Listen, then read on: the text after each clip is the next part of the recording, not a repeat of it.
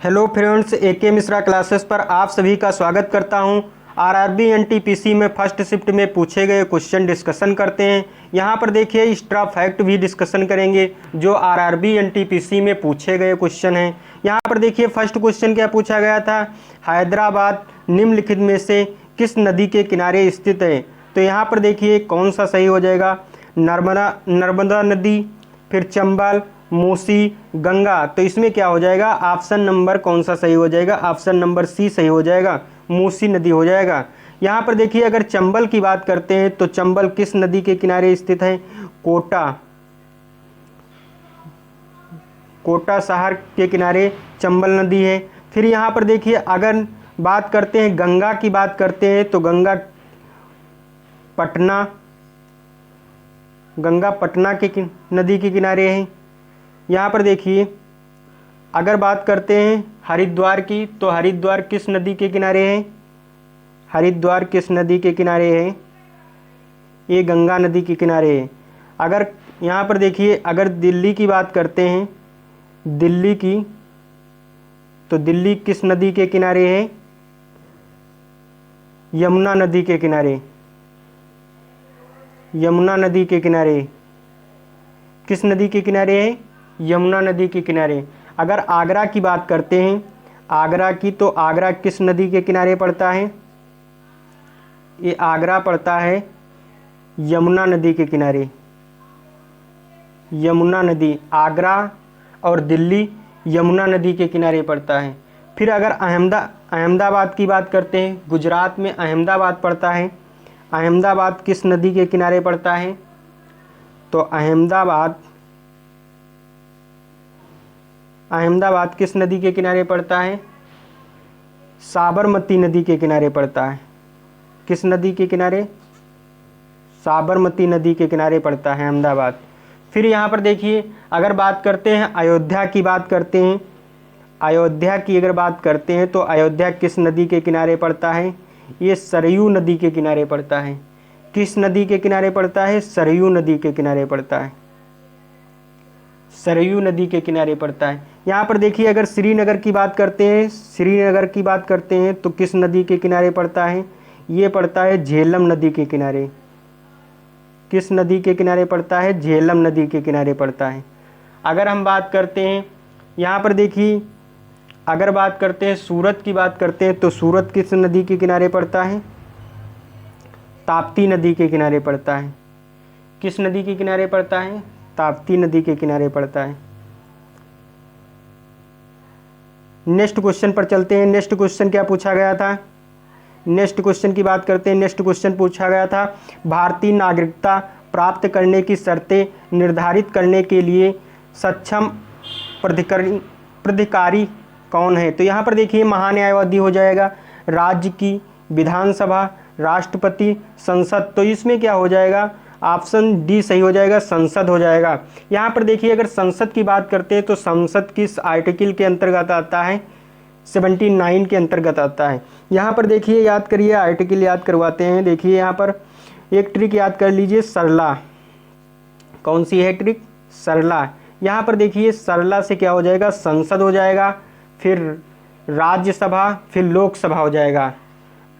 देखिए संसद, राज्यसभा, लोकसभा। तो यहाँ पर देखिए संसद से क्या हो जाएगा, संसद 79 के अंतर्गत आता है। राज्यसभा, अगर राज्यसभा की बात करते हैं तो 89 के अंतर्गत आता है। अगर लोकसभा की बात करते हैं, सॉरी यहाँ पर फिर से देखिए, तो यहाँ पर देखिए सरला एक ट्रिक पढ़ते हैं, सरला याद कर लीजिए, तो संसद हो जाएगा।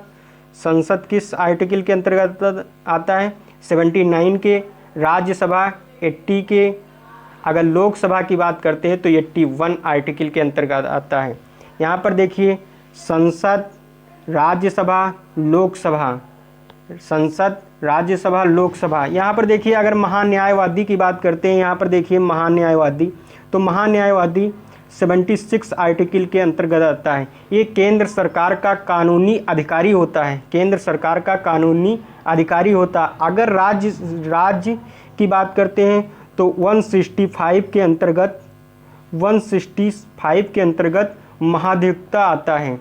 ये राज्य का कानूनी अधिकारी होता है। यहाँ पर देखिए अगर बात करते हैं राष्ट्रपति के बारे में बात करते हैं तो राष्ट्रपति, भारत में एक राष्ट्रपति होना चाहिए, किस आर्टिकल के अंतर्गत है, 52 के अंतर्गत। यहाँ पर देखिए अगर बात करते हैं 54 की तो इसके अंतर्गत क्या होता है, राष्ट्रपति का निर्वाचन होता है। फिर यहाँ पर देखिए राष्ट्रपति शपथ लेता है 60 आर्टिकल के अंतर्गत। अगर बात करते हैं राष्ट्रपति के महाभियोग की तो 61 के अंतर्गत आता है महाभियोग।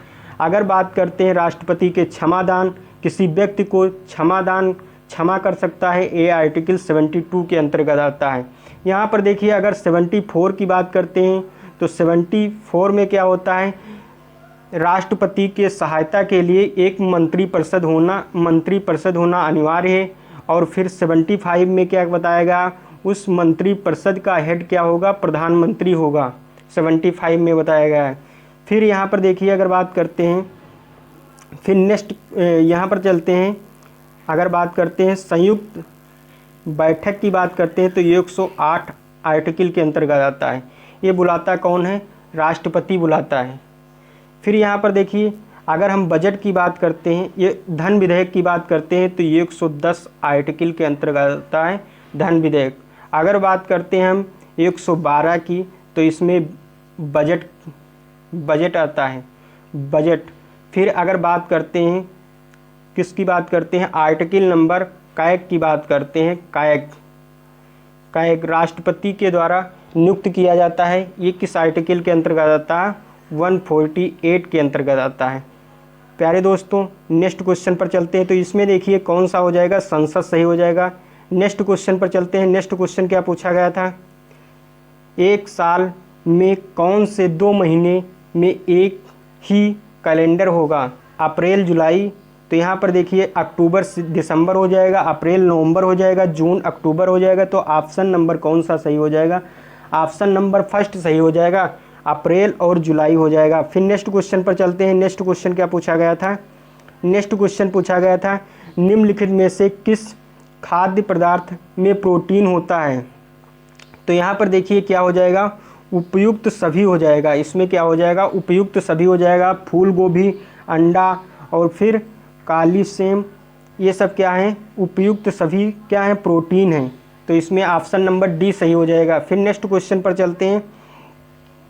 नेक्स्ट क्वेश्चन क्या पूछा गया था, 2018 में एशियाई खेल कहाँ आयोजित किए गए थे। तो यहाँ पर देखिए क्या हो जाएगा, जाकार्ता हो जाएगा। फिर ऑप्शन नंबर सी सही हो जाएगा, जाकार्ता। फिर नेक्स्ट क्वेश्चन पर चलते हैं। नेक्स्ट क्वेश्चन में क्या पूछा गया था, नेक्स्ट क्वेश्चन पूछा गया था वन द्वारा वातावरण में नमी को बढ़ाते हैं। तो यहाँ पर देखिए ऑक्सीकरण द्वारा, अंतः श्वसन द्वारा, वाष्पो उत्सर्जन द्वारा। तो इसमें देखिए ऑप्शन नंबर सी सही हो जाएगा, क्या हो जाएगा, ऑप्शन नंबर वाष्पो उत्सर्जन हो जाएगा। फिर नेक्स्ट क्वेश्चन पर चलते हैं। नेक्स्ट क्वेश्चन क्या पूछा गया था, अगर नेक्स्ट क्वेश्चन की बात करते हैं तो आवर्त सारणी में एल्युमिनियम विकिरण से संबंधित है। तो यहाँ पर देखिए क्या हो जाएगा, लिथियम, बेरिलियम, बोरान, कार्बन। तो इसमें क्या हो जाएगा, ऑप्शन नंबर बी सही हो जाएगा, बेरिलियम हो जाएगा। यहाँ पर देखिए अगर बात करते हैं किसकी बात करते हैं, अगर सबसे भारी धातु की बात करते हैं तो सबसे भारी धातु कौन सी होती है।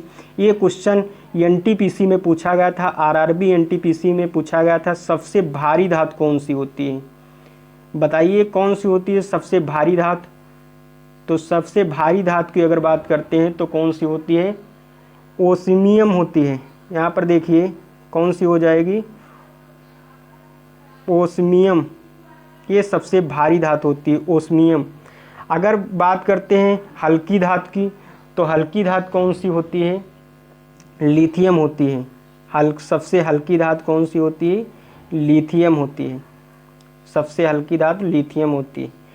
नेक्स्ट क्वेश्चन पर चलते हैं तो इसमें कौन सा ऑप्शन सही हो जाएगा, ऑप्शन नंबर बी सही हो जाएगा, बेरिलियम हो जाएगा। फिर नेक्स्ट क्वेश्चन पर चलते हैं। नेक्स्ट क्वेश्चन क्या पूछा गया था, इनमें से कौन सी नदी कटक से होकर बहती है। तो इसमें देखिए महानदी, कृष्णा, ताप्ती, गोदावरी। तो इसमें क्या हो जाएगा, महानदी हो जाएगा, महानदी।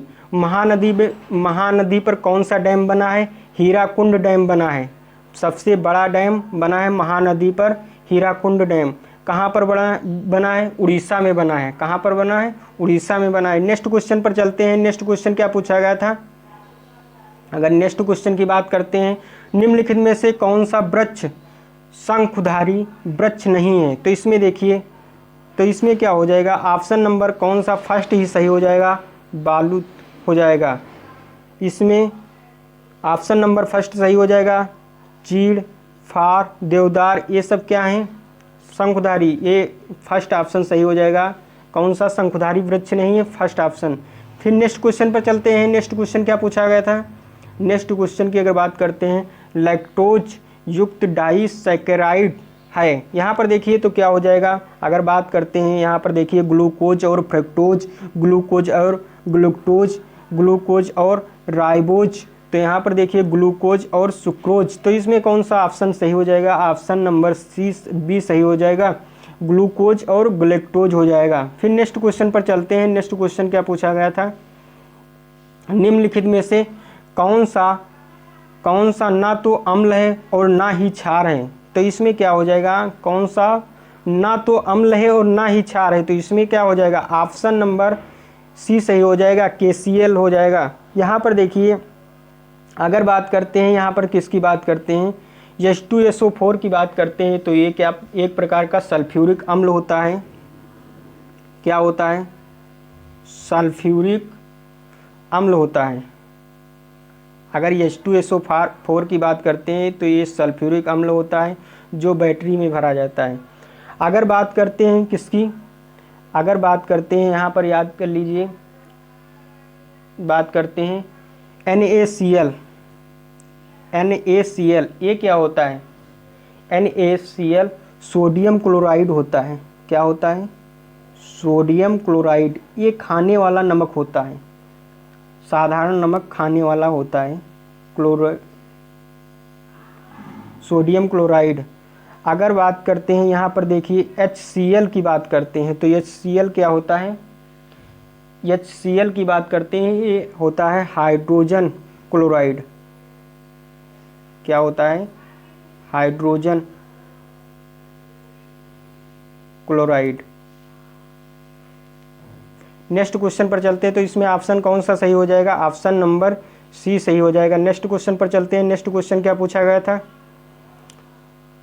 कोई तत्व आवर्त 2 और समूह 2 से संबंधित है। इस तत्व के परमाणुओं में संयोजी इलेक्ट्रॉनों की संख्या कितनी होगी?